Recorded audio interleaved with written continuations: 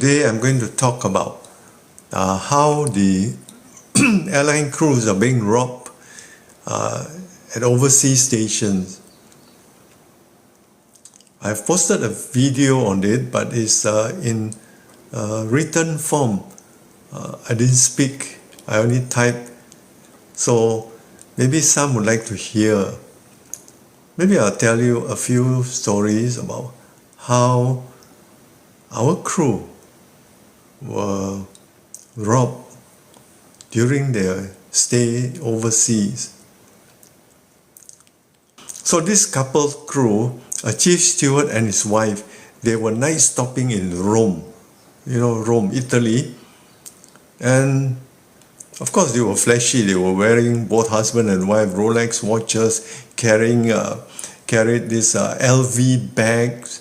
And when they stopped and stayed in a hotel, that night, they were robbed. I tell you how they were robbed. Because in the morning, when they got up, in the morning, they found that the watches which they placed on the side table disappeared.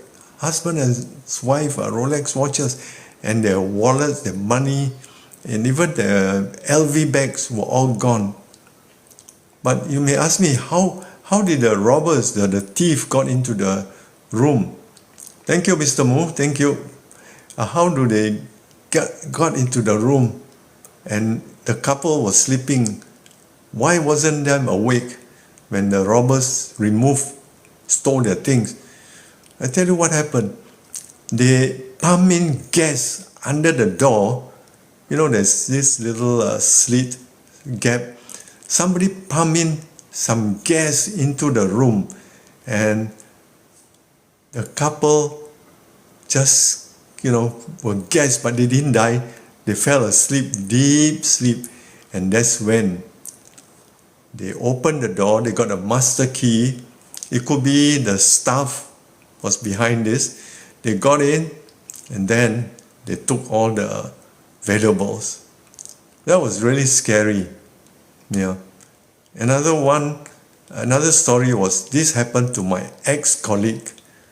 We were on our way to Seattle, USA, to do some galley studies, the aircraft galleys.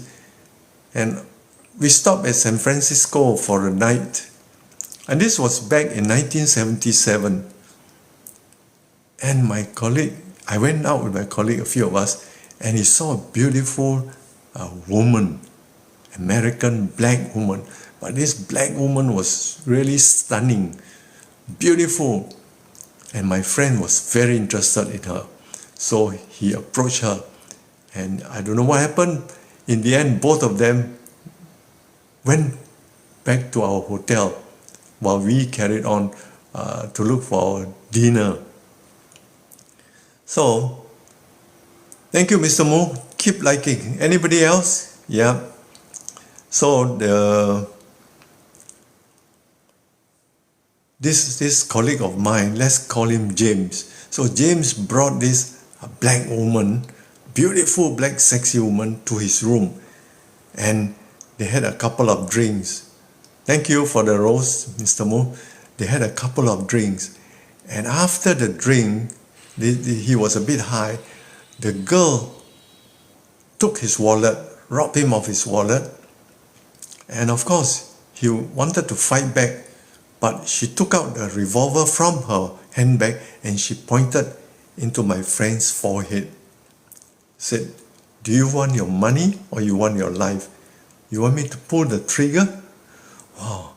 Even in his semi-drunkenness, my friend realized that his life was at stake. So he fell on his knees and he begged the woman. He said, "Please go, you can have the money." So this was the story he told us the next morning, because he was penniless. He got no money at all. So we had to help him throughout the 2-week trip to lend him money to support him. Yeah. But this guy never changed. So when we were at Seattle, doing our course, and sometimes we have our break, we go to the pub, and one day while we were at the pub, a few of us, about half a dozen of us, and this James was in the other corner of the pub playing snooker, with the American people. Those are all like jobless people, hookers. So he was playing, and then one old lady hunched, came and approached us at our table and said, "Look here, friends, your buddy, your friend over there, he will get robbed. They will strip him off his pants. This place is so rough." He is telling the other, of course he bought us drinks, a few rounds, but he was boasting. He was saying that he was, I don't know whether it's true, the lady was telling us. He told us that his father was a prince from India, and he was sent by his father to have a look at some of the Boeing aircraft in Seattle so he could decide which one to buy. Oh my goodness, my friend really BS them, And so the old lady told us, "You better go and advise your friend." So we went and called James back, said, "Look here, we have been advised that if you carry on like this, showing off, telling them lies about how rich you are, you're from India, they're going to not only rob you, but they're going to kill you." See? "Hello, Kabiyo, good afternoon. And they're going to kill you." So this guy, but anyway, poor colleague of mine, James, some years later, he passed away. You know why? He was a drunkard. He drank too much, and he had liver cancer, liver cirrhosis, I think because of too much alcohol. So these are the two stories. If you go to my TikTok account, you watch my video. I wrote about it. I didn't talk about it, but I wrote about the stories. And in South Africa, Johannesburg, it was rough. I was there. I was not robbed. I was in the hotel. In the middle of the night, I heard gunshot. Bang, bang, bang. And then I look out the window, open the window and look out. The security guards was shooting at somebody. Wow, it was really scary, And the pilot in Istanbul, Turkey, he was in the park. A pilot, he was a loner, sitting at the park, eating something, snacks. And then somebody came up, a few of them, they robbed him at gunpoint. They took off all his money, forced him back to the hotel, and took his uniform, even his uniform, his luggage. They brought it out of the hotel. Oh, it's actually a very, dangerous job. You go overseas. So my advice, of course, for the younger people when they go overseas is not only for the crew, but as a tourist, is not to be flashy. Don't show around those expensive watches you have, or carry expensive bags like Louis Vuitton bags and wallets full of cash. So don't be flashy, just dress ordinarily and be alert. If a beautiful girl would smile at you, you men, try to make friends with you, better be careful. Because there was a pilot in London. A beautiful blonde girl made friends with this pilot, and he brought her to the hotel and had a nice time with her that night, of course after a couple of drinks. But the next morning he got up, he was shocked not only to find his wallet missing, but when he went to the bathroom, the toilets, he saw on the mirror, the big mirror, it was written, "Sorry, I have given, in return for your money, I have given you AIDS, AIDS." Well, at that time, AIDS, everybody's scared. This co-pilot, don't know whether he contracted AIDS or not, but that was the story. Oh, it's very dangerous during night stop.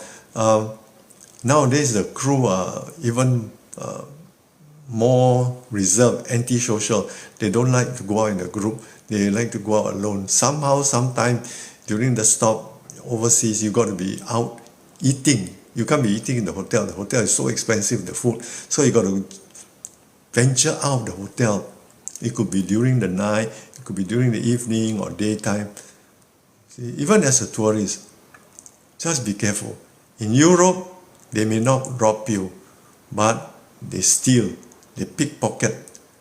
Beautiful girls will come and then in the crowd will just bang against you, and then when the next moment your wallet is gone, your money is gone. They are so fast. Right? In America, they will shoot you. They either stab you or they use a gun, they kill you and they take all your stuff. The worst place is, of course, South Africa, Johannesburg. They kill you, they rob you, they even take your shoes off you, your pants, leave you with your underwear. Yeah. So it's very scary. Even Australia wasn't safe, but not as rough as America or South Africa. In Japan was very safe. Yeah, Japan, Hong Kong was safe. Yeah. So my advice is, of course, if you're a tourist or you're a crew visiting all those overseas places, don't wear expensive watches. Or now, those days you got no handphone, mobile phone, but now you have. So better be careful with your mobile phone. They will just you leave it on the table. You have a coffee at a cafe or somewhere in the open, let's say in Paris, you just leave on there. Next moment, it disappears. Yeah. Okay, that's my story for today.